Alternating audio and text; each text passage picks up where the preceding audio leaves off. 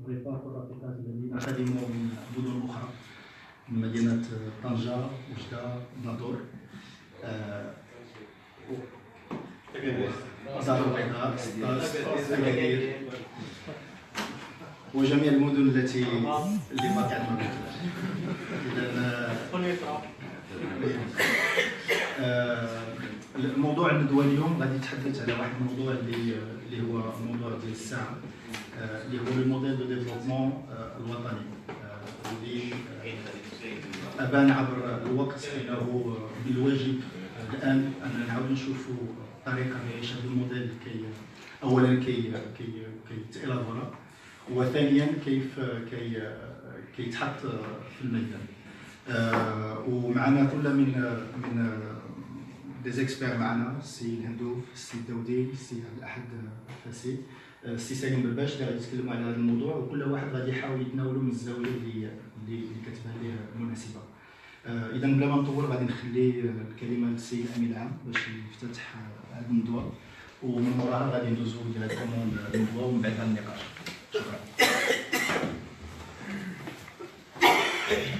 شكرا امين. اخوات والاخوه الاعزاء، رفيقتي رفاقي، مرحبا بكم بمقركم، المقر الوطني لحزب التقدم والاشتراكيه. وانا سعيد بان التقي بكم في هذه الجمعيه العامه، الندوه جمعيه عامه او جمعان يبتدئ بندوه حول موضوع اساسي وحزب التقدم والاشتراكيه في غمرة التحضيرات للمؤتمر الوطني العاشر، الذي كما هو في علمكم سينعقد أيام 11 12 13 من الشهر المقبل، أي بعد 12 يوم تقريبا من الآن، 12 يوم من الآن. وأنا سعيد كما قلت بأن أساهم صحبة الرفيق عبد الأحد الفاسي، الرفيقة نعيمة بوشارب، والرفيقة فاطمة السباعي التي التحقت على التو، التي أطلب منها أن تلتحق برئاسة هذه الجلسة. واحد الكرسي أنني أنترأس معكم هذا الافتتاح، أنني أترأس معكم هذا الافتتاح،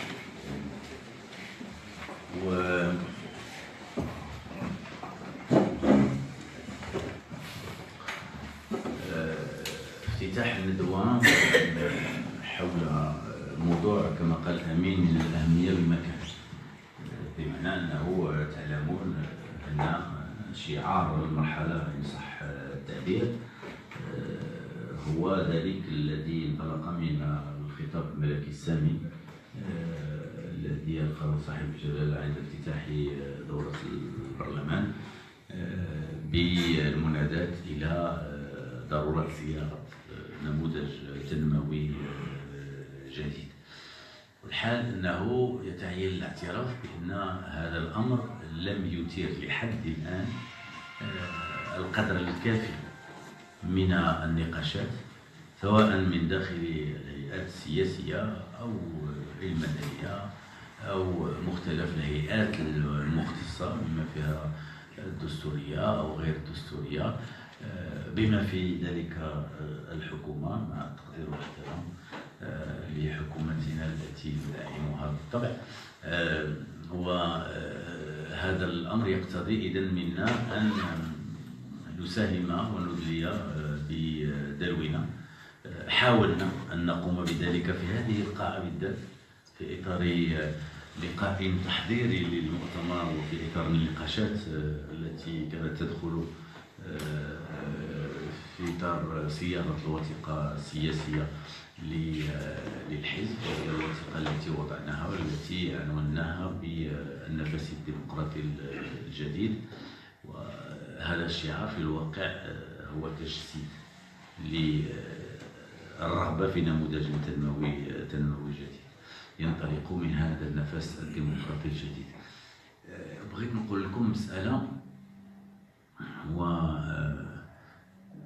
جو سي ديزولي جو لي با في اكسبري، ولكن دابا كنطلع على الورقه ديال سي عبد الأحد جو في جو كوبي et Anna, je vais le dire différemment, mais j'ai vu une première phrase qui est là, problème des disparités sociales et spatiales. أنا كنت غنطلق من حاجة أخرى، كنت باغي نقول لكم جو reviens d'une tournée. نهضر بطلاقة، je parlerai aussi bien en français qu'en arabe, donc باش نكونوا ترونكيل. لما رجعت من هذا الطور، مش ما نقول لكمش انني افاجئ حتى لا يتدخل شي واحد يقول لي علاش انت منين جاي من القمر، لا، ولكن هادشي اللي قلت قلت من القمر، سي سكو جيتي من القمر، والتالي جاي من القمر راه جاي مسافر، يعني كنحطوه من القمر. ف لما كتمشي للاعماق وكتدوز بوحدة منكم لأغراض مهنية أساساً أو بالنظر الانتماء إلى مدينة معينة، يعلموا كيف هي هذه الأعماق. فقط في 15 يوم الأخيرة كانت عندي فرصة أن أذهب إلى منطقة تنغير ومنطقة الرشيدية، ثم إلى ميسور ووطة الحاج، ثم قبل يوم الجمعة إلى الصويرة ومنطقة الصويرة، وبالأمس فقط إلى أعماق إقليم تونات، بحيث أنه من مور تونات اللي في السوق.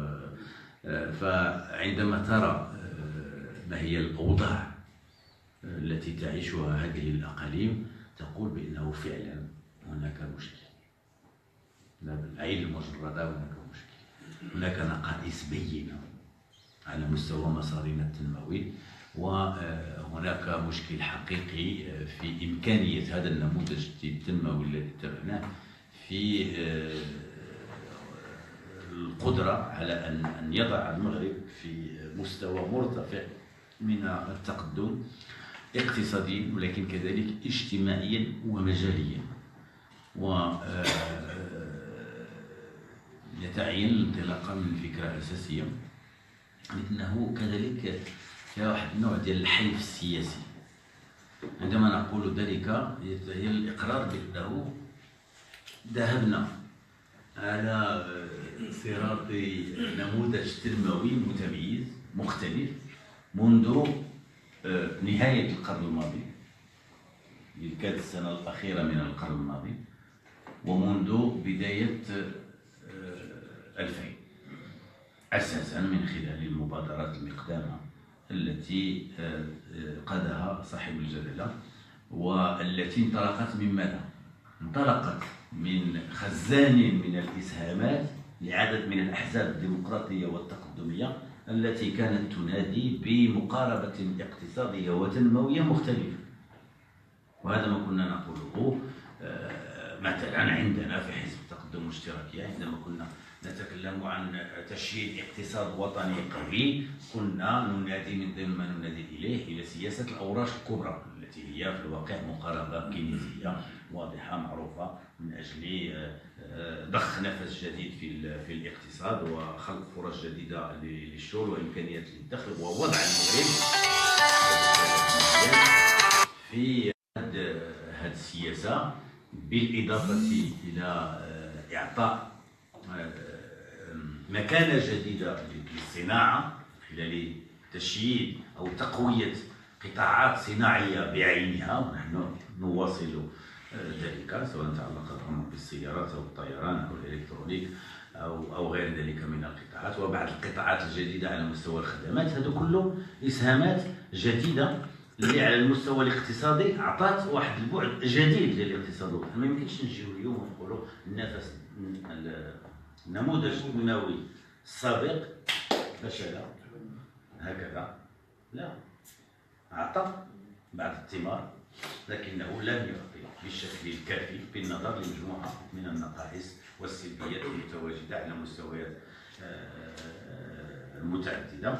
وبالتالي خاصة أن بكل تواضع نحن أسهمنا في ذلك من خلال حكومات متعاقبة، وهذه الحكومات كانت لأول مرة تخترقها قوى وطنية وتقدمية وديمقراطية كانت موجودة، ولأول مرة ربما منذ هذه الحقبة يعني ما كانت الأحزاب السياسية في قيادة شؤون البلاد وتدبير الشأن العام أصبحت أكثر وجود. وجاء دستور 2011 لإعطاء لذلك واحد البعد أرقى، وهذا من صميم توجه مثل توجه ديال حزب التقدم الاشتراكي، بمعنى أننا نعطي للسياسي كل القيمة الضرورية. ما يمكنش نجيو اليوم ونحيو بكل ما قام به، بمعنى أننا عمليا نقول أن كل من قاد هذه التجربة يعني أنها فشلت، وأن الأحزاب السياسية التي ساهمت في ذلك أنها كلها فشلت. لا أبدا، هناك جزء من النجاح كبير، والوجه ديال المغرب تغير في مناطق متعددة، وفي 20 سنة الأخيرة استطاع المغرب أنه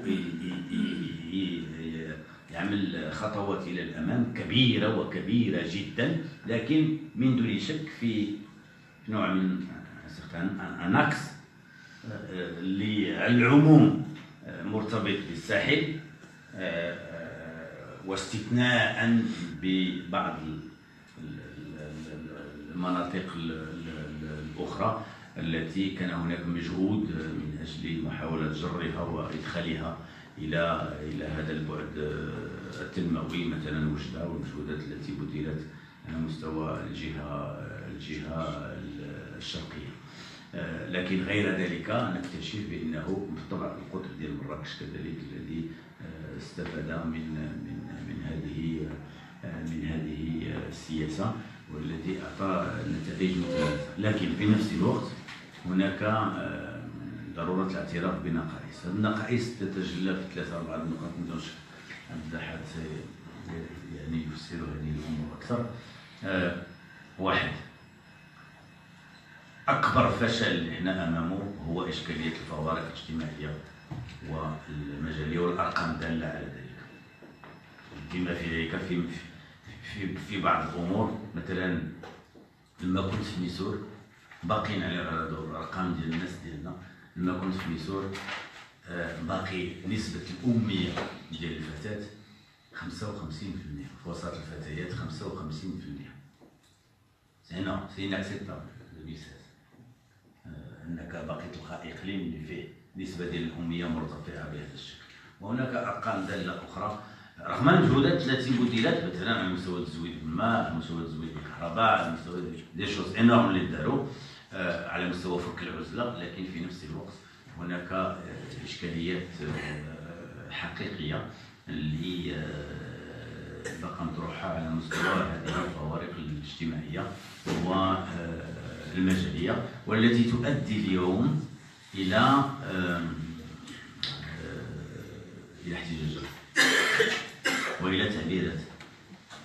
وبالمناسبه من اجل اننا نعرجوا على ما يحدث اليوم، هذه التعبيرات من الضروري ان نؤكد في شأنها، لأنها تعبيرات مشروعة، إنها تعبيرات طبيعية، وبأن نظام ديمقراطي متقدم عليه أن يحتضن مثل هذه التعبيرات.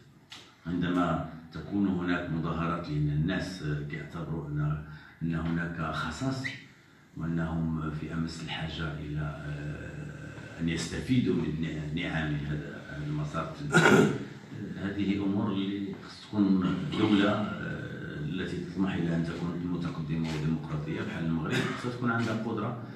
با بانيك ابوغ.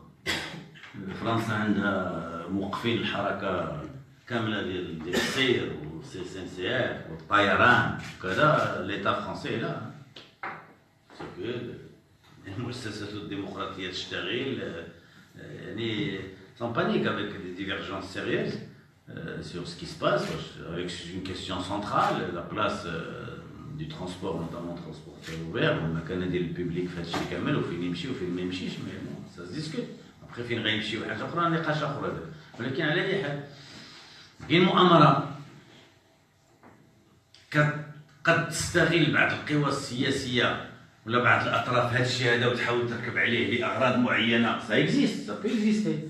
ولكن هادشي ما كينفيش مشروعيه الامور المعبر عنها، ويتعين عدم نشدوا كل شيء اون جيت لو بيبي افيك لو دو بان، بمعنى الي هادشي كله ما صالحش ومن وراء امور، وبالتالي الخطر هو اننا نلتفت الى هذه التعبيرات، مثل ما من الخطر بمكان ان نلتفت الى بعض التعبيرات العفويه الاخرى الموجوده مثلا على صعيد المواقع الاجتماعيه. ما يحدث الان في موضوع المقاطعه با فينير هكذا ونستهتروا به ولا نهينوه حتى ونقولوا بانه الامر يتعلق بتعبيرات مخدومه ويصوبوها اطراف الى غير ذلك. لنفرض ذلك، نفرض الا ما كانش عندها واحد السبب ما غتنجحش، غتبقى محدوده، بمعنى ان هذا تعبير على ان انطلاقا من هذه الفوارق الاجتماعيه والفوارق المجاليه هناك تعبير عن رفض، عن شجب، عن غضب، عن ان ناس في فئات مختلفه وخاصه فئات شابه واعيه اليوم مستعمله لهذه الادوات ديال التعبير تريد ان تقول لا، نريد كذلك ان نستفيد من هذا الثمار ديال هذه التنميه، وبالنظر للسلبيات التي نراها المتجسده في هذه الفوارق، المتجسده في كون سيت اون ايدي شير اوسي، يعني كانت القدوه الاساسيه ديال البرنامج الاقتصادي ديال الانتخابات ولا هذا اللي درنا الاسهام اللي كاين في الوثيقه السياسيه. مسألة أساسية، الديمقراطية هي كذلك ماشي ديمقراطية سياسية فقط، الديمقراطية هي دولة القانون في المجال الاقتصادي، هي دولة الشفافية، هي دولة التنافس الحر في المجال الاقتصادي، هي دولة اللي قائمة على أنه فعلا نعلم بالضبط ماذا يحدث في جميع القطاعات وكيف هو التنافس على هذا المستوى وكيف يمكن أن يكون لنا اقتصاد. عندما نقول اقتصاد ليبرالي هنا نقول في حزبنا ما عندناش اقتصاد ليبرالي، ولا كان عندنا اقتصاد ليبرالي. الاقتصاد الليبرالي هي فعلا الشفافيه المطلقه، الحريه، وهذا هو. حنا عندنا شويه ديال الريع هنا، شويه ديال الاحتكار هنا، شويه ديال فبالتالي واحد العدد ديال المظاهر اللي من الضروري ان توضح. وما يحدث اليوم هو تعبير كذلك على ان الناس تقول لا، كاين احتجاج على الغلاء، كاين احتجاج على الغلاء، ولكن كذلك تعبير على ان هناك رغبه في قيام دوله القانون في المجال الاقتصادي. ثم هناك عنصرين اخرين على الاقل من سلبيات هذا النموذج اللي احنا موجودين فيه، هو انه جبدنا قطاعات جديده، كاين تضارب اليوم على مستوى الارقام، مي بالرغم من هذا التضارب هناك انجازات هائله اللي تمت، وفتحنا ابواب اللي جعلت اننا نوجد في الرادارات ديال بعض القطاعات الاقتصاديه اليوم على مستوى عالمي. Si vous sortez le secteur de l'aéronautique à l'échelle internationale, vous avez une lumière qui clignote côté Maroc. C'est bien, en termes d'émergence industrielle au niveau de l'aéronautique راحنا موجودين، او بالنسبه للسيارات والقدره الان على التصدير او غير ذلك. مي بالرغم من بعض الاشراقات من هذا النوع، المشكل ديال الوقع على المستوى ديال التشغيل وديال احداث فرص الشغل محدود. كيستيون بوركوا، علاش ما استطعناش اننا نبصموا بشكل اساسي المساله ديال تخفيض البطاله اللي موجوده في البلاد. معناه ان هناك خصص ونقص على مستوى هذا الاقتصاد الوطني في قدرته على انه يبصم المجال ديال التشغيل في هذا المستوى. ثم بالطبع هناك اشكاليه مرتبطه بالموضوع الاول، هي اشكاليه الدخل، بمعنى ان توزيع الدخل والقدره على احداث الدخل بالنسبه لكل الفئات المغربيه اللي est encore posé de manière créative. الفوارق الاجتماعيه والمجاليه ما مطروحاش فقط تجهيزاتيا او بنيويا، مطروحه كذلك لان هناك فئات عريضه كثيره لا تتوفر على اي دخل aucun revenu, pas un revenu bas. لحد الان حنا باقيين في بلاد اللي عدد من الاسر لا تتوفر على اي دخل، ما عندهاش دخل ابدا، ما عندهاش اي مصدر دخل، وبالتالي هذا ضعف ديال هذا النموذج التنموي اللي حنا بصدده ناهيك على العدد الكبير ديال الاسر اللي عندها دخل ضعيف وضعيف جدا وغير مستقر في كثير من الحالات. إذن هذه بعض الاشكاليات اللي مطروحه اليوم، واللي علينا اننا ننتجو في شانها بدائل. لنا عدد من التصورات على هذا المستوى انتجناها، وهي ما نسعى الى ان ندافع عنها بالنسبه لكل مساهماتنا في الحكومات المتعاقبه. يعني بكل تواضع، يعني رصيدنا قلنا بانما في un bilan de notre participation à ces 20 ans de gouvernement. ان هذه 20 عام حنا كنسالوا ذاتنا لان حنا قابلين النقاش، حنا براسنا با سو كونتوني فقط ديغيغ وراه حنا المساهمات في حكومات وكنا عندنا فقط مناصب محدوده الى غير ذلك. با اون ريبونس سوفيزونت. عندك مسؤوليه سياسيه في حكومه السي بيوسفي وحكومه السي شطو وحكومه السي عباس الفاسي وحكومه السي عبد الله بن كيران والحكومه ديال السي سعد الدين العثماني. اون ايتي بارتي برونونت ان طونك بي بي اس. دايوغ من الفقرات اللي موجوده في الوثيقه السياسيه هناك واحد النوع ديال التقييم سريع ديال 20 عام من مشاركه حزب التقدم الاشتراكيه في هذه الحكومات المتعاقبه، ونريد منكم كذلك في هذا الفضاء انكم تساهموا في ذلك، ولكن نريد منكم بالاحرى، وهذا ما نتمناه واقول لكم ذلك بوضوح، لا تنتظروا بعد المحطات الاساسيه مثل الانتخابات او المؤتمر ديال الحزب باش تقوموا لنا باشراقات. حنا في حاجه بالخصوص بالنسبه لهذه الاضمره الموجوده امامنا، حنا في حاجه الى ان قطاع من هذه الاهميه من خلال طاقته الداخليه او من خلال الطاقات الكثيره اللي حنا منفتحين عليها، واصدقاء ديالنا اللي موجودين في فضاءات مختلفه محزبه غير محزبه بورت، ولكن حنا في امس الحاجه ان تساهموا معنا في انتاج هذه التصورات وفي القدره ونحن ندبر مثلا قطاعات اللي موجودين في الحكومه اليوم. نحن في حاجه الى افكار من اجل الدفع بهذه القطاعات، لكن من اجل الدفع كذلك بافكار في صياغه هذا النموذج. وحبذا لو انه في الواقع نواصلوا هذا الاجتهاد وفي اقرب وقت ممكن، لان هي ديسكسيون نورمال. دابا راه عمليا on est arrivé à fin avril début mai, phase de préparation de loi de finances, et on va rebelote. عمليا on est en train de s'orienter vers une loi de finances normale, comme celle que nous avons toujours eu. Donc عمليا il est où هذا le nouveau modèle de développement.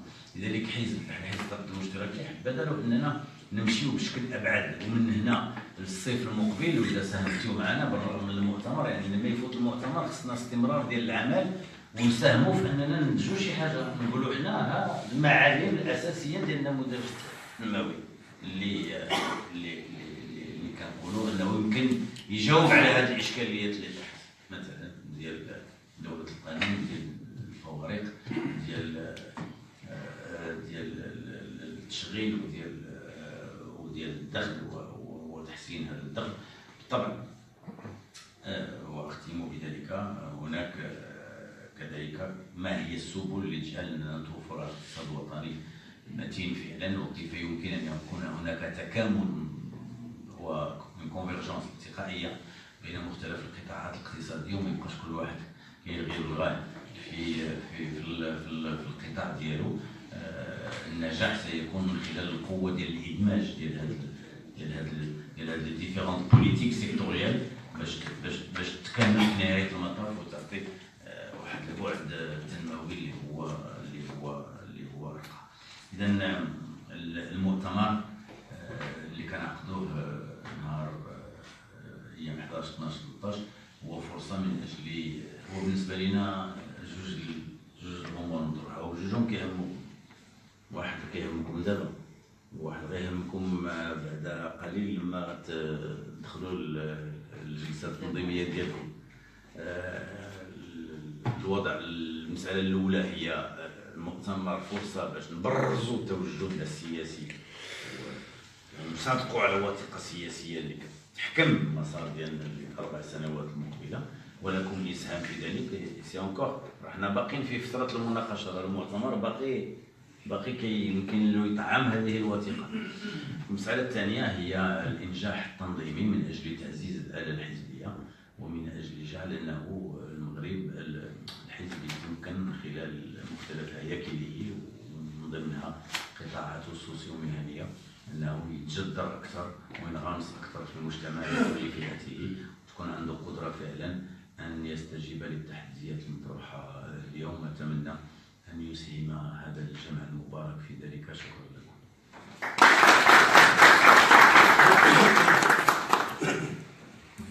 شكرا السيد الامين العام. شكرا على هذه الخلاصه وعلى الانترودكسيون assez riche اللي غادي تقدر تفتح لنا لو ديبا. On voit bien l'aspect très social qui tient à cœur tout le parti, celui de la création de la richesse, celui de l'augmentation du revenu, celui du chômage et du travail, auquel aujourd'hui un nouveau, si on songe à créer un nouveau modèle de développement, soit à l'heure et répondre à ces sujets, à ces problématiques. Le sujet, on a voulu conférencier, que ce soit les présents, à ce qu'il donne son avis et le voit et nous présente de son point de vue et de son angle. Les deux questions, je pense, qui viennent assez rapidement lorsqu'on voit le titre, c'est déjà le mot modèle de développement. Est-ce qu'on a un modèle de développement bien décrit, bien défini, ou c'est un modèle de développement qu'on a construit au fur et à mesure? Et la deuxième question, c'est le diagnostic aujourd'hui, où on est par rapport au modèle de développement qu'on a suivi jusqu'à aujourd'hui. Si j'essaie de faire un petit diagnostic, mais plutôt de survoler un petit peu l'histoire du Maroc, on voit bien que tous les investissements qui ont été faits au cours des décennies, enfin les 30 et les 50 dernières décennies, s'est concentré essentiellement sur l'aspect de l'infrastructure. On a voulu créer un Maroc après l'indépendance qui se voyait industriel et qui se voyait sécure en matière de l'eau et d'énergie. On en a fait des entreprises aujourd'hui qui tournent bien et qui répondent aux besoins des citoyens qui sont ceux de l'électrification et de l'eau.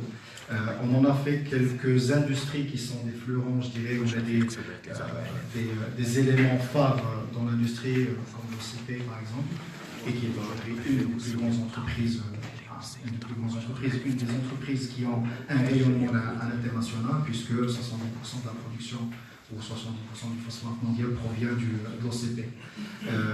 À ce moment-là, je pense que le Maroc suivait un modèle où on créait des programmes quinquennaux et à la fin de chaque mandat, on regardait un petit peu le résultat. Mais sans pour autant, je dirais, répondre à un besoin qui est celui de faire passer le Maroc d'un pays émergent vers un pays développé, chose que tout Marocain souhaite depuis plusieurs dizaines d'années. Je pense il y a quelques années, on est passé vers la partie vision, qui est celle de programme Maroc vert, Maroc numérique ou autre, où l'on a essayé un petit peu d'aller vers des niches, comme celle de l'aéronautique, comme celle de l'automobile. Et je pense que ça a été quelque part une idée très intéressante dans la mesure où on a cherché la valeur, on n'a pas cherché la quantité. Le modèle marocain, à mon avis, devrait se reposer sur l'humain, sur son capital. Les régionaux qui sont faits par certaines régions, et parfois bien faits. Elles n'évitent pas le défaut d'être parfois uniquement un catalogue de projets pour se mettre dans une position favorable dans la négociation avec l'État, sans procéder d'une véritable vision, sans cadrage national et sans vision globale. Il y a un problème. Les questions d'aménagement du territoire au niveau national ne peuvent être pas une simple compilation d'un certain nombre de réflexion au niveau régional, ou de schémas régionaux. Donc il y a besoin de ce cadre national. Donc je pense qu'il est important de dynamiser à des démarches d'aménagement du territoire. Le Maroc a une expérience pionnière dans le domaine des années 2000, pionnière non seulement dans ses résultats, on a abouti à une charte, un schéma national d'aménagement du territoire, etc., mais pionnière également par la démarche participative, par le dialogue qui correspondait certainement au début des années 2000 à un souffle, disons, démocratique. Et aujourd'hui, il y a la nécessité de réactualiser tout ça et de prendre en compte un certain nombre d'évolutions qui ont eu sur le plan démographique, sur le plan des politiques publiques, sur le plan du changement climatique, pour traiter un certain nombre de questions. Les questions de l'urbanisation croissante, avec accompagnées d'une très forte pression sur le littoral. Les aspects du développement du monde rural, et les relations ville-campagne, toutes les questions liées à la connectivité, aux infrastructures, à l'armature urbaine des villes, puisque cette urbanisation est inéluctable, inévitable, essayons que ça se fasse dans un cadre cohérent, avec une vision un peu du réseau de nos villes. Le problème de la gestion des ressources naturelles, l'eau, le sol, les forêts, le problème du traitement des zones fragiles, les littorales, la montagne, les zones humides, etc.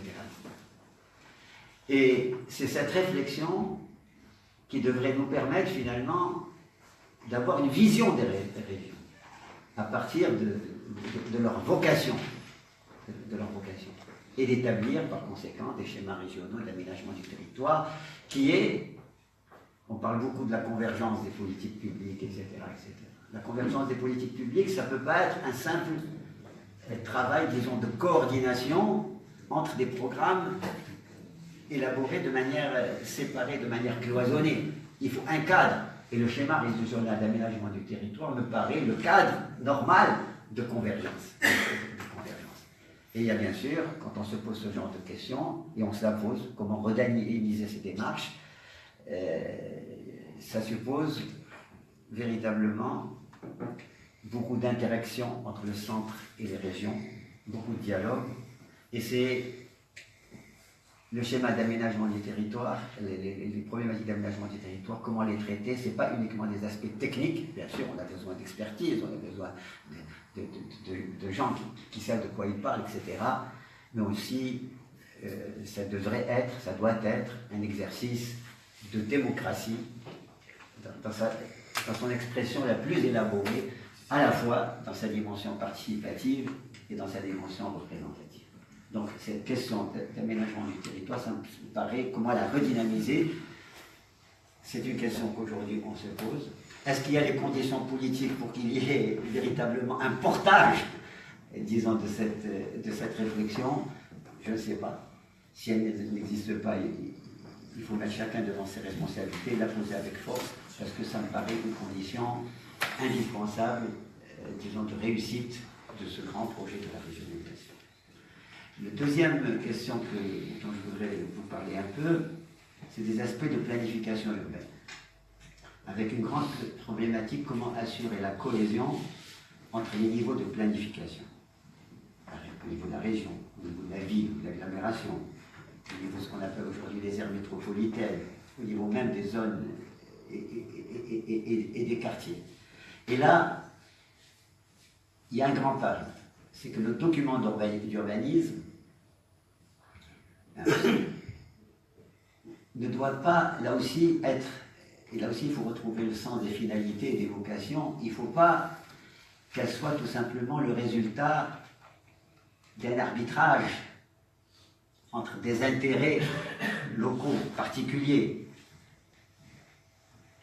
Et c'est bien souvent le cas, parce que selon que le plan d'aménagement est comme ci ou comme ça, des gens peuvent s'enrichir et d'autres s'appauvrir avec des vrais problèmes disons, de capter la plus-value foncière, le problème de créer la solidarité entre les uns et les autres, etc., etc. Mais ce qui me paraît très important, c'est que les plans d'aménagement, là aussi, ça devrait être la conséquence et le résultat d'une réflexion sur la vocation des villes. Qu'est-ce que nous voulons en faire? Et pour être concret, vendredi, j'ai présidé le conseil d'administration de l'agence urbaine de Tanger. Et il y a eu un débat très utile, très intéressant. Tanger a connu un programme de mise à niveau qui est une vraie réussite. Une vraie réussite. Tanger, vous la voyez aujourd'hui, elle est rayonnante. Elle est rayonnante. Mais en même temps, dans la périphérie, il y a tout ce qui est le bina, la chouaï, la formelle, etc., etc., etc. Et la question qui a été posée, et certains poussaient dans ce sens, on doit faire des plans d'aménagement qui sont une sorte de régularisation des situations initialement résultat de dysfonctionnement. واش مخطط تيأخ يكون فقط مسألة ديال التدارك الاختلالات الأصلية اللي كانت. Et là, il y a un vrai problème, parce que, imaginons nos villes, dans 10 ans, dans 15 ans, 20 ans, qu'ils soient que, disons, une sorte de régularisation de situation initialement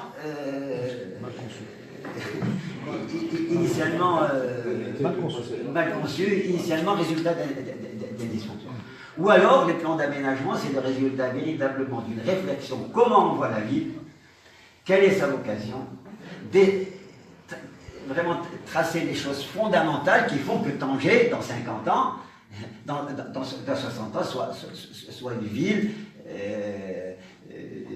durable, inclusive, capable d'amener l'investissement, etc., etc. Quand on voit Rabat, Casa, Tanger, etc.,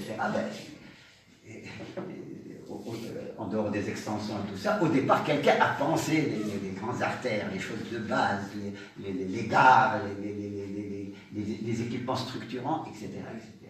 Et c'était un vrai débat qui, en même temps qu'il posait des problèmes de fond sur comment on voit, disons, l'avenir, montre un peu tout le problème de la démocratie. Bien sûr, les élus locaux, pour des tas de considérations et pour des visions parfois à court terme, visent, disons, à régulariser des situations avec une certaine légitimité, parce que, bon, il y a des réalités qu'il faut bien prendre en compte, etc. Mais en même temps, l'exigence, lorsqu'on est politique, d'avoir quand même le sens du long terme, le sens de retrouver le sens des finalités. Le troisième point que je voulais aborder, c'est les programmes, par exemple, vie sans bidonville ou l'habitat menacé en ruine. Et là, on constate que des milliards sont dépensés. Des milliards sont dépensés. Avec des résultats. Malgré tout, malgré toutes les difficultés, malgré toutes les défaillances, concrètement, on arrive à ce qu'un certain nombre, et des milliers, même des centaines de milliers de ménages, changent un peu leurs conditions d'habitat, etc. Mais là aussi, on ne peut pas traiter ces problèmes-là uniquement en cherchant à trouver du foncier pour donner avec le boca, pour du recasement, ou essayer de trouver un logement, disons, économique, etc., pour reloger les gens. Et parfois, en fondant notre réflexion uniquement sur, ou notre approche uniquement sur trouver des solutions immédiates, ben, on résout ce problème en augmentant la fragmentation de la ville, l'éclatement de la ville, avec tout ce que cela suppose après, disons, comme difficulté à rattraper, ou en termes de coûts, disons, pour l'équipement, etc. Et là aussi, retrouver le sens des finalités en traitant bien sûr les urgences, mais en essayant de faire en sorte que ça converge vers une certaine vision et que le traitement des questions liées à l'habitat insalubre n'aille pas dans le sens de pénaliser l'avenir. Quelqu'un me disait, chez l'urbanisme, quand un médecin fait une erreur médicale, ben, le patient meurt et au bout d'un certain temps, mais quand on fait une erreur en matière d'urbanisme, ben, ça ne meurt jamais. C'est-à-dire, on continue à la subir, etc. Donc, comment concilier cet impératif de court terme et faire que des gens qui vivent dans des conditions insalubres habitent mieux, tout en essayant de préserver l'avenir, en essayant d'avoir, disons, une vision cohérente vers des solutions, et en même temps qu'on trouve des solutions à la question du logement, on trouve également des réponses à la question de l'emploi, à la question des équipements de base, etc., etc. Donc là, retrouver le sens des finalités. Pour ne pas être très long, j'ai d'autres cas, mais je ne vais pas les aborder. Une dernière chose que je voulais aborder, pendant ces 3 mois, certainement l'expérience humaine la plus forte que j'ai eue, et je vais la partager avec vous. J'ai reçu un parlementaire de Tata, accompagné de quelques présidents de communes rurales.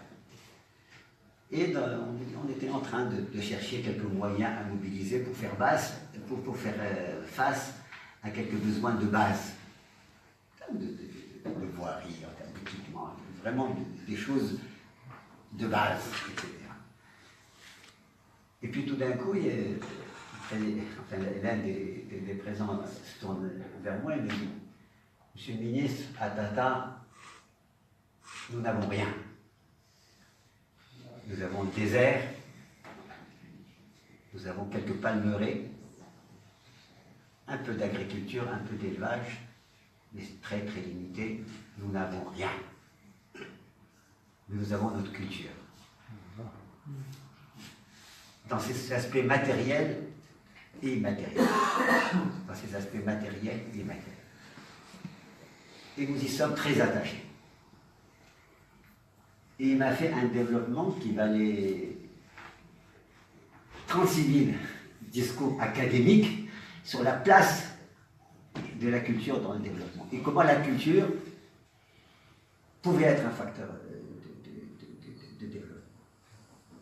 Il m'a parlé des savoir-faire, il m'a parlé des us et coutumes, il m'a parlé des danses, des chants locaux, etc. Et comment tout ceci pouvait être valorisé et être un facteur de développement. Et à partir de là, j'ai compris que peut-être il n'y a pas de territoire irrémédiablement condamné au sous-développement. Et que l'un a ce qu'on appelle bien souvent l'innovation, et c'est un problème d'ingénierie. Et même le beau mot d'intelligence territoriale, c'est être capable, disons, de détecter dans chaque territoire quels sont ses atouts pour s'engager dans un cercle vertueux de développement. Et c'est vraiment, on est au cœur du sujet et c'est un problème d'ingénierie et d'intelligence. Je vous remercie de votre attention.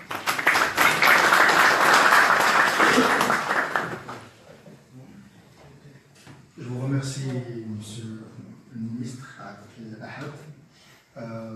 Vous avez, je pense que vous nous avez illuminé par rapport à cette problématique, je dirais, de disparité sociale et spatiale. Et vous avez évoqué effectivement une alerte très importante. Je pense que chacun d'entre nous l'a bien capté, qui est celle de la mise en œuvre de la régionalisation.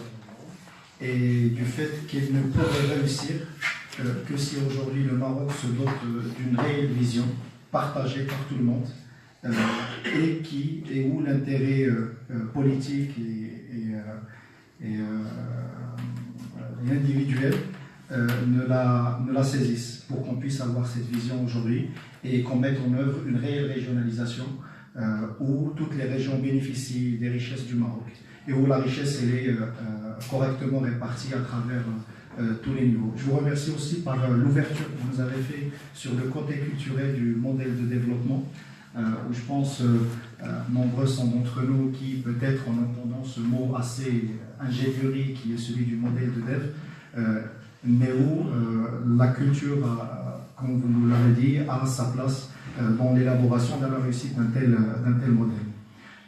Donc je passerai à M. Daoudi, qui, de par son expérience très longue dans le domaine de l'ingénierie, pourrait nous illuminer avec ses idées et de faire partager avec nous son expérience sur ce sujet. Merci. Merci, Alpo. Merci beaucoup. D'accord.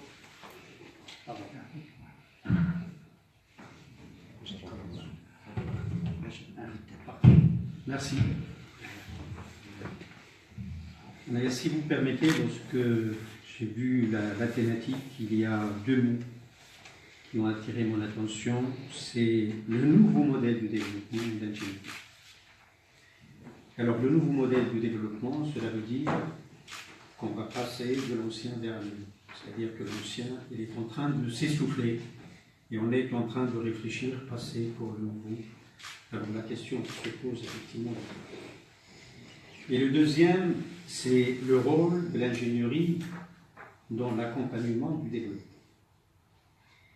Lorsqu'on a choisi le modèle libéral, je ne suis pas un économiste, mais je suis un ingénieur sur le terrain, je côtoie des cadres. Ce que nous avons appris comme conséquence de ce libéralisme, c'est qu'il va apporter de l'innovation, il va apporter l'amélioration de la qualité des produits et des services, et il va apporter la baisse des prix au profit des citoyens et des consommateurs. C'est ça l'avantage du libéralisme, parce que, derrière, qui va pousser, qui va stimuler en quelque sorte ces trois facteurs. Alors la question qui se pose, et d'après les constats qu'on vient d'entendre, pourquoi on est écarté par rapport à ces objectifs qu'on s'est fixés dès le départ pour ce modèle? Est-il un problème de concept, au niveau de la conception de ce modèle, ou plutôt c'est un problème de mise en œuvre et un problème d'opérationnalité du modèle? Parce qu'apparemment le modèle, ailleurs, il a donné d'excellents résultats, mais probablement chez nous, il y a des petits problèmes, effectivement, de mise en œuvre et d'opérationnalité. Alors, je vais vous donner quelques constats. Ici, je me focalise un peu sur les points faibles. Comme il a été dit, le modèle a donné d'excellents résultats dans certains secteurs, notamment en matière d'infrastructure, notamment en matière des programmes nationaux, etc. Mais il y a quand même des points faibles conséquents de la mise en œuvre de ce modèle. Il y a le taux de croissance, en moyenne, il tourne autour de 3,5 à 4% sur les 10-15 dernières années. Mais malgré ce taux de croissance qu'on constate, et ça, ce n'est pas mon chiffre, c'est le chiffre de l'OCDE, le chômage des jeunes, il dépasse les 45%. Alors qu'il y a quelque temps, il était à moins de 30%. Donc, il y a un vrai problème, surtout parmi les jeunes. Et lorsqu'on parle des jeunes, c'est les jeunes toutes catégories, y compris les diplômés. On est pratiquement dans la phase où nous avons un jeune sur deux qui ne travaille pas et qui n'est pas à l'école. Le deuxième point, le deuxième constat, plutôt le troisième, c'est les inégalités qui viennent d'être développées au niveau des revenus et au niveau territorial. Au niveau des revenus, moi je dis, d'après les études que nous avons faites pour les ingénieurs, un ingénieur c'est un cadre, donc lorsque je parle de l'ingénieur, je parle du cadre, c'est que le pouvoir d'achat de l'ingénieur de 2000 à 2012-2013, il s'est dégradé de 200%. De plus de 200%, et on est tout à fait disposé à le démontrer. D'accord? Pourquoi? Parce que dans le panier du cadre, ce n'est pas le panier d'El-Sihli, mais je parle du panier tel qu'on le ressent nous, en tant que cadre, il y a 3 facteurs qui représentent pratiquement 60 à 70% de nos dépenses. Il y a le logement, le transport et la scolarisation des enfants. D'accord?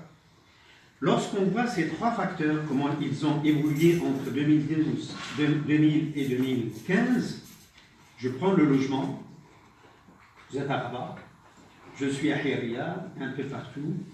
L'appartement qui se vendait en 2000 à 100, maintenant il se vend à plus de 300.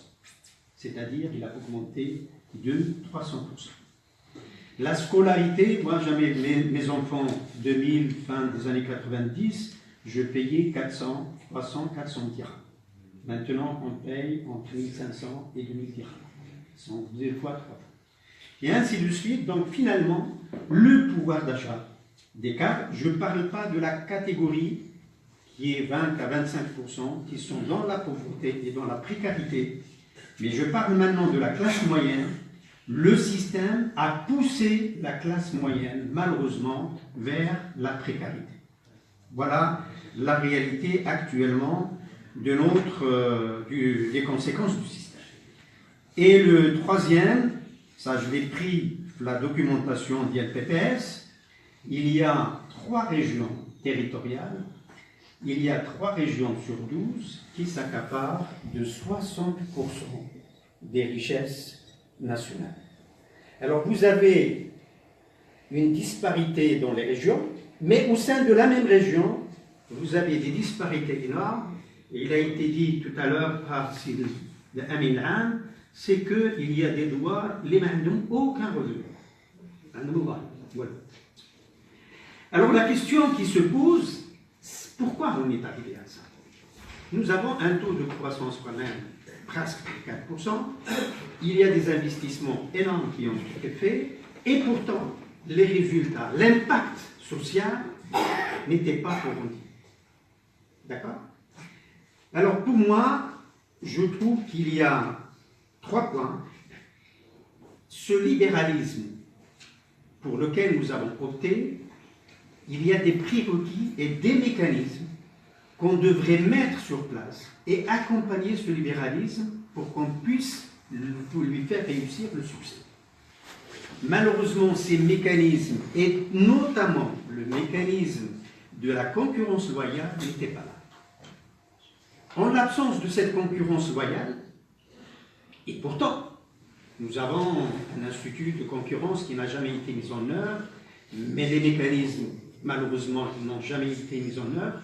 Qu'est-ce qu'il a généré? Il a généré des lobbies qui se sont accaparés du monopole de certains produits et de certains services, et ils pensent qu'ils vont au niveau de prix.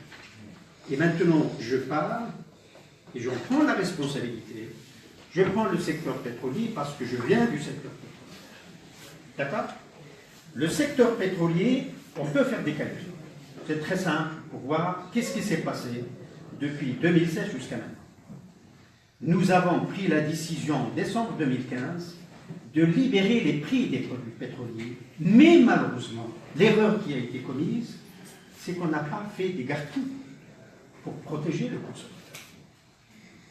Alors, sans rentrer dans les calculs, parmi les sociétés de distribution, il y a une société qui est cotée en bourse et elle doit présenter ses bilans à la bourse. En 2016, l'année où on a libéré les prix, le bénéfice de cette société a augmenté presque de 250%. Et en 2017, la même chose. Donc finalement, c'est des vases communicants. Ça s'appelle le jackpot. Voilà. C'est des vases communicants. Si ces gens-là, leur réservoir de trésorerie augmente, c'est au détriment des autres. Et le même problème, on peut parler du secteur cimentier. Là aussi, le secteur cimentier, il n'y a pas de concurrence.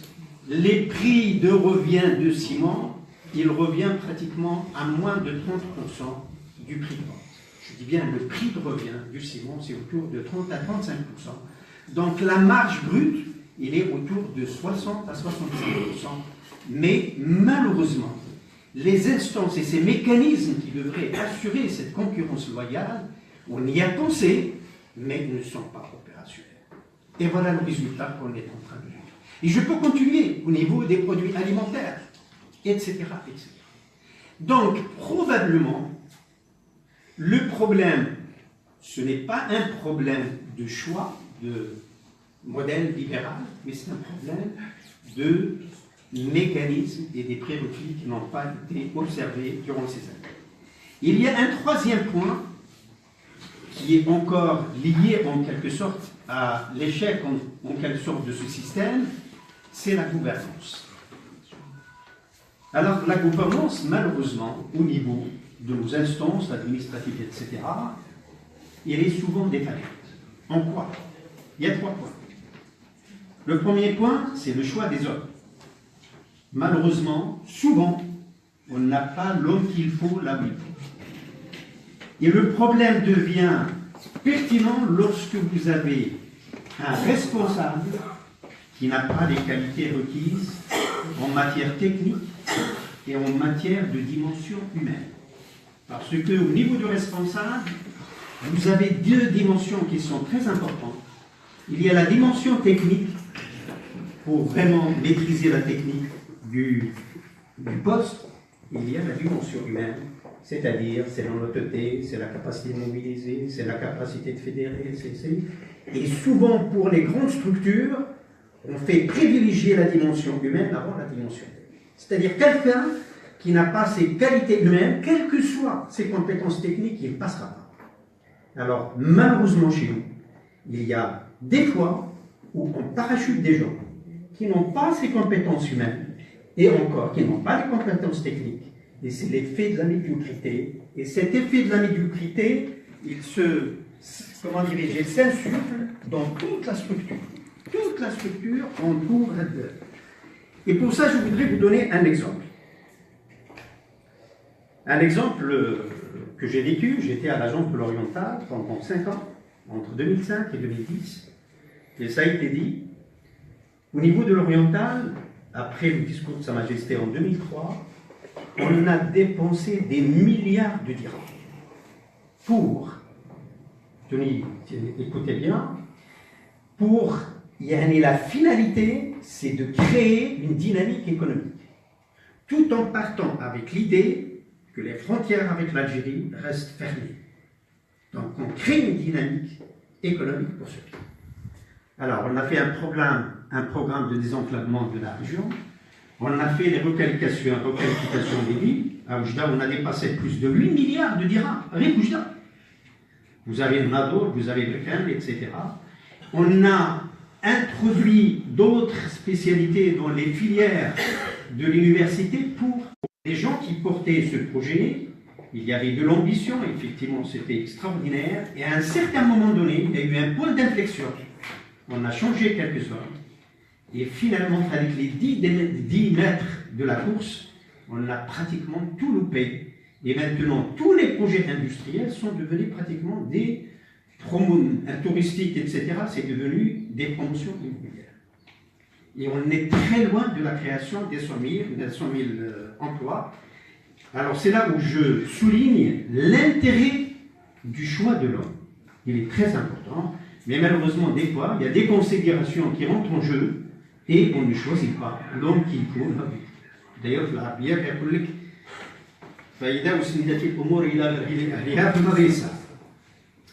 il y a un deuxième élément en matière de gouvernance. Je termine à 5 minutes. Il y a un deuxième élément, c'est que nous sommes des ingénieurs. Il y a des collègues ingénieurs ici. J'ai eu la chance de travailler en tant que consultant dans les ressources humaines dans certaines structures. Alors l'ingénieur, lorsque vous voyez, par exemple, le massage d'Yadou, pour pouvoir devenir ingénieur, comme les autres cadres, quand je parle de l'ingénieur, je peux parler des économistes, des médecins, etc., c'est un haut potentiel. C'est-à-dire, vous partez avec 100 personnes pour faire, au primaire, pour faire sortir un ingénieur. Donc, c'est un haut potentiel. Ce haut potentiel, qu'est-ce qu'on attend de lui? On n'attend pas de lui uniquement pour gérer l'existant. On attend de lui pour maîtriser et gérer l'existant, mais on attend de lui pour améliorer l'existant. C'est-à-dire qu'il apporte de l'innovation, de la créativité, de l'initiative. Mais là où j'étais, l'ingénieur est très mal payé, mais pour ce qu'il fait, il est trop payé. Parce que le contexte tel qu'il est, il fait contourner cet ingénieur à faire des tâches administratives répétitives sans aucune valeur ajoutée. Et nous avons finalement un gâchis énorme dans les potentiels des cadres supérieurs. Alors le dernier point qui est lié, c'est la qualité de formation. Bon, je ne voudrais pas m'étaler sur la qualité de formation, tout le monde sait ce qui se passe dans notre enseignement, et j'espère qu'on trouvera des solutions. Alors pour résumer ce premier point, je dis que probablement que le concept est bon, mais des fois c'est la mise en œuvre et l'opérationnalité qui n'est pas au rendez-vous. Et souvent, lorsque j'étais place de l'Oriental, et je vois les grands projets, on a fait un complexe touristique. On a fait un complexe artisanal. Lorsqu'on termine les travaux, et que Sa Majesté, par exemple, il vient inaugurer, on lui présente, après, ça y est, tout le monde s'applaudit, et pour nous, le problème est résolu. Alors que normalement, si on a fait le complexe touristique, c'est pour une finalité d'emploi, c'est pour une finalité dynamique, mais il n'y a aucune évaluation après, au bout de 300, 4, 5, 6 ans, sur l'impact de ce projet sur le côté social. Aucun. Voilà, donc je dirais, ce que je peux résumer ici, c'est que l'opérationnalité n'était pas au rendez-vous parce que la concurrence loyale n'existe pas, d'accord? Et parce que certains cadres, ils sont étouffés, il n'y a pas de liberté d'expression, de créativité ou d'initiative, et parce que, des fois, il y a des parachutistes, il y a certains responsables qui n'ont pas les compétences appropriées. Alors voilà, je termine avec le premier thématique, qui est le modèle... Attends que je dise quel rôle jouer, l'ingénieur, c'est bon. Je passe maintenant au deuxième thématique. Le deuxième thème, c'est l'ingénierie. Quel rôle peut jouer l'ingénierie nationale? Alors, est-ce que je peux dire, et à l'instar de ce qui existe dans d'autres pays, il n'y a pas de développement durable sans une ingénierie nationale performante. Si on n'a pas une ingénierie nationale performante, on peut faire des projets par les compétences externes, mais on reste toujours dépendant et on reste toujours dans la précarité parce qu'il y a des problèmes d'exploitation, de maintenance, etc. Donc, obligatoirement, pour pouvoir accompagner le développement, quel que soit le modèle, on est obligé d'avoir une ingénierie nationale performante. Alors, l'ingénierie nationale, pour qu'elle soit plus performante, au vu de ce que nous avons actuellement, j'ai 3 points. D'abord, du moment qu'on parle de l'ingénierie, il y a la formation de l'ingénieur. La formation de l'ingénieur, à un certain moment donné, en 2005, on s'est dit, on est pauvre en ingénieurs, et c'est une réalité, parce que lorsqu'on se compare par rapport à d'autres pays, on était, je crois, 7 ingénieurs pour 10 000. Alors que le SMIC, pour pouvoir assurer le développement, il faut avoir minimum 15 ingénieurs pour 10 000. Et pour vous donner une idée, le Japon, ils sont à 450 ingénieurs pour 10 000 citoyens. À ce niveau-là, on a pris la décision de passer de 2 000 ingénieurs, on formait 2 000 en 2005, à 10 000 ingénieurs à l'horizon de 2010, et maintenant peut-être qu'on est plus 11 000 voire plus. Mais là aussi, on prend des décisions pour des projets, mais il n'y a pas d'accompagnement. Il n'y a pas d'accompagnement parce que malheureusement, cette augmentation brutale des effectifs ça a été au détriment de la qualité de l'information de l'ingénieur. On n'a pas mis sur place les mécanismes pour contrôler la qualité de l'ingénieur, et Dieu sait que nous avons eu des rencontres avec les ministres de l'Éducation nationale pour mettre des mécanismes. Il y avait effectivement l'idée de constituer une commission avec les industriels, etc., mais ça n'a jamais été fait. Et ce qui fait qu'actuellement, qu'est-ce que ça veut dire l'ingénieur? Nous sommes, je vais parler de Sirondov, président de l'ENIM tout à l'heure, mais qu'est-ce qu'on entend par ingénieur? Quels sont vraiment les minimums requis pour être ingénieur en matière technique, en matière de sciences de l'ingénieur? On ne sait pas. N'importe qui à côté, il peut ouvrir demain une boutique et dire que je suis en train de former des ingénieurs. Le deuxième point, nous avons suivi malheureusement la France, la mise en place des classes prépa au Maroc. Et vous savez que les classes prépa n'existent nulle part au monde. Il existe uniquement en France et dans les pays qui étaient colonisés auparavant. Mais malheureusement, lorsque la France nous a poussé à créer ces prépas, il avait derrière la tête un objectif. C'est de drainer vers ces écoles et vers son industrie les meilleurs cerveaux du monde. Vous savez que, prenez par exemple actuellement Moulay Youssef, les meilleurs maths P, ils sont dans une classe à part. Et cette classe, il a des privilèges.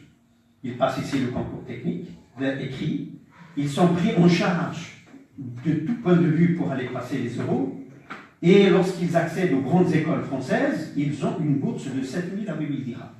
Alors vous avez un ingénieur, un élève, Bachidir Central, ou Bachidir l'école Mohammedia. Central qui a 7 000, 8 000 dirhams de bourse, et il est pris en charge. Je parle des statistiques d'il y a 2012-2013, où les KG de Mohammedia, qui a 400 dirhams.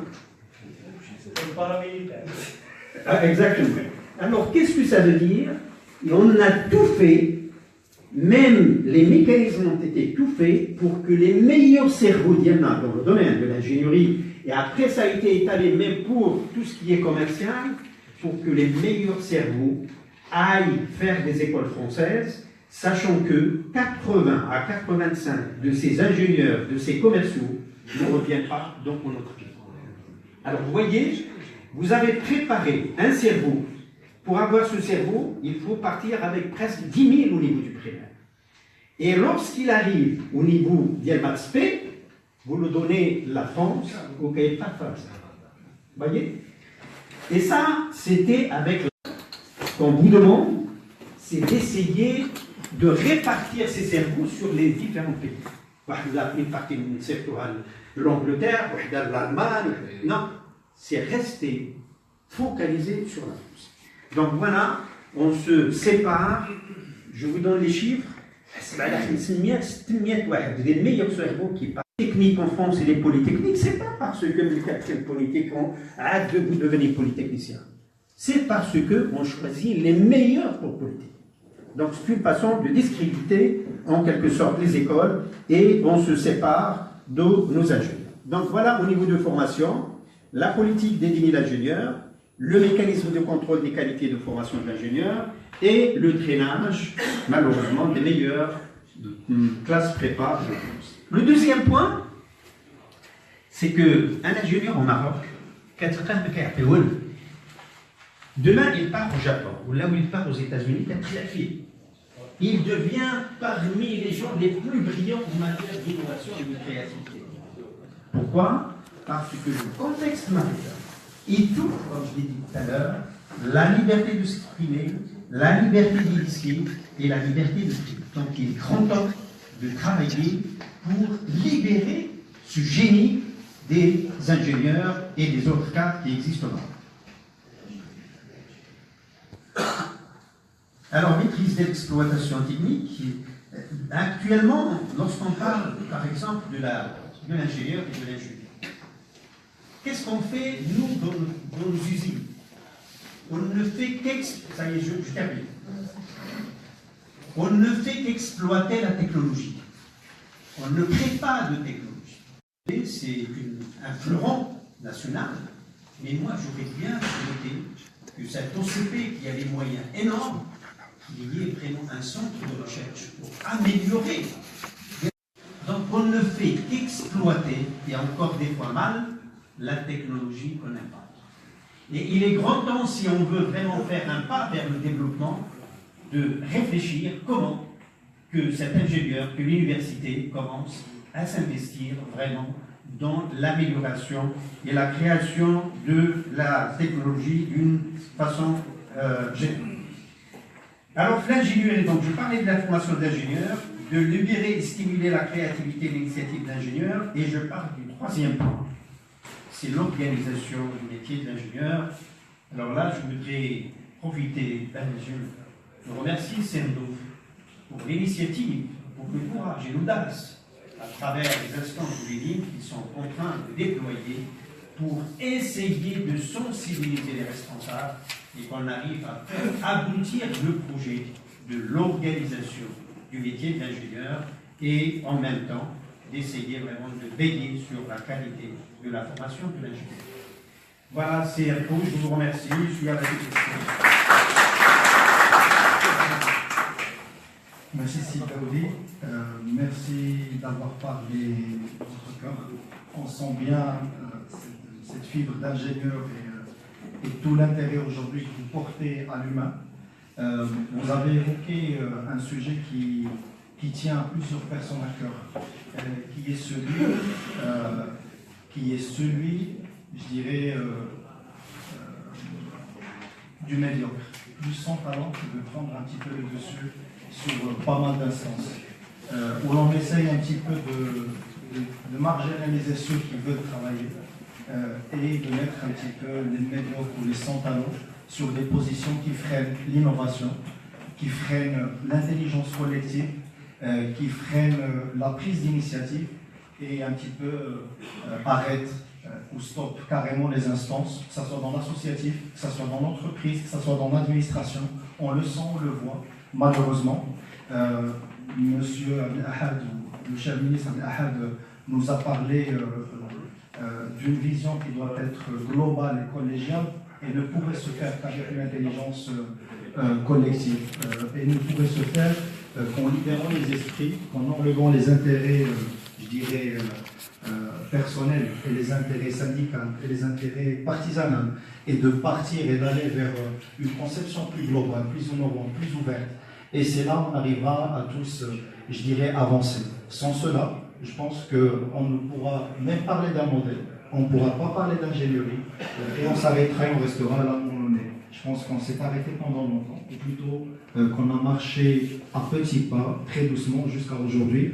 Et je pense que c'est seul la baraka qui laisse ce peuple en train, je dirais pas de vivre, mais de survivre jusqu'à aujourd'hui. Merci d'avoir lancé cette balle, c'est du médiocre qui me tient à cœur. C'est Hendouf. Shukran, merci beaucoup d'être venu. Aujourd'hui, pour l'UNIP, le chantier du regroupement a été initié il y a plus de 2 ans.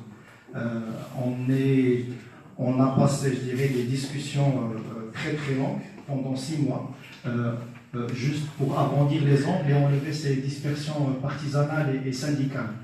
On est arrivé aujourd'hui à avoir une union nationale d'ingénieurs unie, où il y a tout le monde, les libéraux, les socialistes, les islamistes, il y a un peu de tout. Et on en a fait une sauce qui veut avancer aujourd'hui. Et on s'est ouvert, après 2 ans d'avoir créé, ou bien 1 année et demie d'avoir créé ce bureau, qui est magnifique, où on a enlevé tous nos casquettes, je dirais, politiques, pour prendre en main l'avancement de l'ingénieur. Pas au sens élitiste, mais un ingénieur qui voudrait travailler pour son pays. On n'est pas les meilleurs, on est une partie de la société qui veut faire avancer cette société, je dirais, ce beau pays.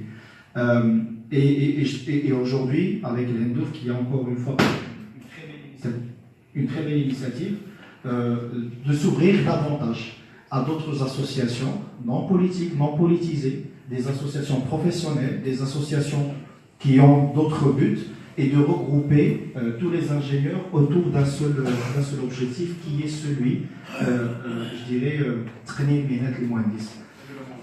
réglementer voilà, le métier d'ingénieur. Je pense que Ndouf va en parler très largement et sa fibre syndicale, je pense qu'elle prendra vraiment le dessus sur son intervention. Merci.